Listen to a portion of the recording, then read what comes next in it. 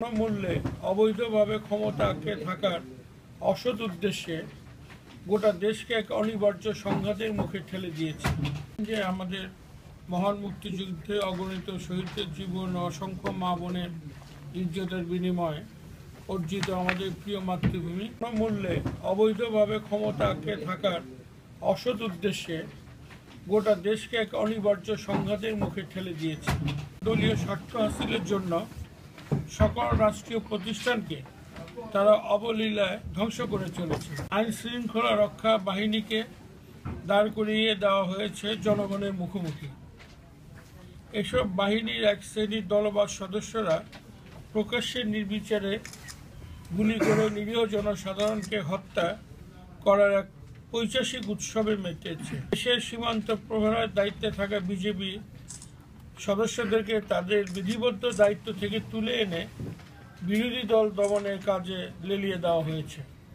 এর পাশাপাশি রাষ্ট্রের বিভিন্ন গোয়েন্দা সংস্থা এবং আওয়ামী লীগ ও এর অঙ্গ সংগঠন সমূহের ক্যাডারদেরকেও নিয়োজিত করা হয়েছে। আপনাদের নিশ্চয়ই জানা আছে যে সরকারের এমন একগুঁয়ে ও আক্রমণাত্মক ভূমিকায় দেশ থেকে গণতন্ত্র মধ্যেই খুশিমতো সভা সমাবেশ এবং বিরোধী দল দমনের উৎসব করছে, অথচ বিরোধী দলের কর্মী সমর্থকদের এমনকি রাস্তায় দাঁড়াতেও দেওয়া হচ্ছে না। গ্রেপ্তার, এই হলো বাংলাদেশে আজ গণতন্ত্রের চেহারা। নানা রকম প্রত্যক্ষ পরোক্ষ নিয়ন্ত্রণ আরোপের ফলে মত প্রকাশের অধিকার তথা গণমাধ্যমের স্বাধীনতা এখন সম্পূর্ণরূপে খাঁচায় বন্দী। প্রিন্ট ও ইলেকট্রনিক মিডিয়ায় চলছে নিয়ন্ত্রিত সম্প্রচার। সরকার নির্দেশ সম্পূর্ণরূপে অনুসরণে ব্যর্থ হওয়ায় 21 টেলিভিশনের চেয়ারম্যান জনাব আব্দুল সালামকে মিথ্যা মামলায় গ্রেপ্তার করে কারাগারে পাঠানো হয়েছে।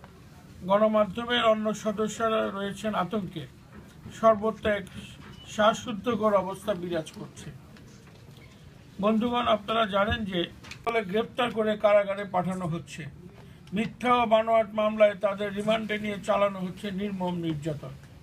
সরকারের এমন পাশবিক দমন পীড়নের বিরুদ্ধে ইতিমধ্যে দেশ জুড়ে জনগণের স্বতঃস্ফূর্ত সংগ্রাম গড়ে উঠেছে। রাজধানী ঢাকা থেকে শুরু করে দেশের প্রতিটি শহর, বন্দর, প্রত্যন্ত পাড়া মহল্লায় আপামর জনতার প্রতিরোধ সংগ্রামের ক্রমবর্ধমান তীব্রতায় নড়ে উঠেছে স্বৈরাচারের ভিত।